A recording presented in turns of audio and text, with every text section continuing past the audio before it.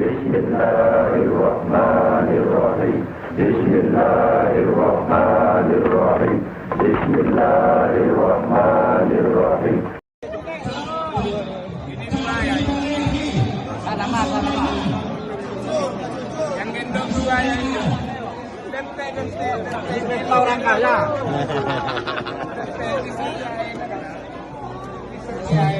Viral menang. Lagi viral ya ini video Gus Miftah ya, bagi-bagi uang ya, di pengajian gitu. Dan di situ ada yel-yel dukungan kepada Prabowo itu.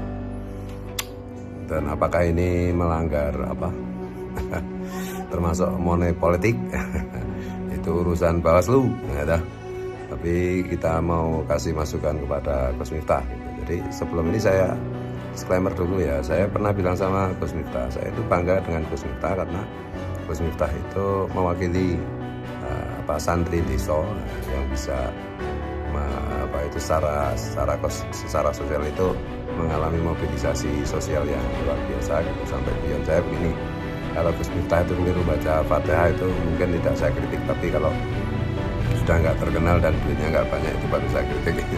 Karena ya Gus Miftah itu saya sarankan untuk banyak berbagi. Tapi sekarang ini setelah kejadian dia membela Lutfi bin Yahya gitu, padahal Lutfi bin Yahya jelas-jelas melakukan banyak kesalahan dengan membin-yahyakan banyak makam leluhur kita. Itu saya nggak komunikasi lagi ya, belum komunikasi lagi. Tetapi yang ini, yang baru-baru ini, yang terakhir ini bagi-bagi amplop itu menurut saya ya udah keterlaluan gitu.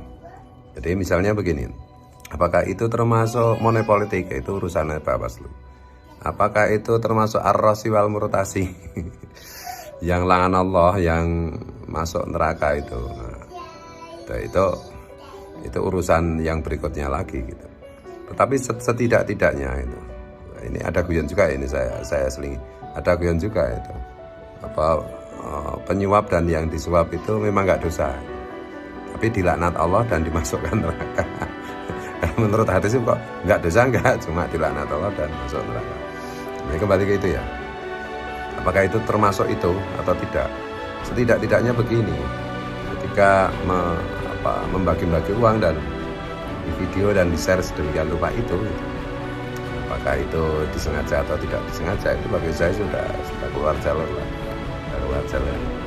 Maksudnya begini, kalau itu yang melakukan itu crazy race, saya itu tidak terlalu mempersoalkan sodako yang dipamer-pamerkan, meskipun itu termasuk riya ya.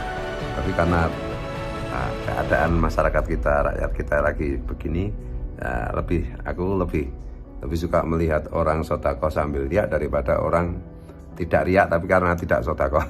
Guyannya kayak gitu. Tapi karena ya Gus Miftah itu kan dai, masa ngajari kayak begitu, ngajari riya, ngajari ini, dan dalam konteks, dalam bingkai dalam suasana politik seperti ini, sulit rasanya kita membela Gus Miftah bahwa ini bukan bagian dari kampanye kepada kandidat yang dia dukung, yaitu Prabowo dan Gibran gitu. Dan sulit rasanya kalau kita tidak mengatakan bahwa itu bukan termasuk ras gitu ya. Soal menyuap itu. Dan sulit rasanya kalau kita mengatakan bahwa itu tidak masalah secara etis gitu, secara moral gitu. Jadi itu aja ya, terlepas dari ya prihatin juga saya sama Gus Miftah, itu tetangga kan, tetangga sama-sama Jogja, pun ya Miftah kan asalnya dari Lampung gitu. Jadi kalau saya ya prihatin aja gitu.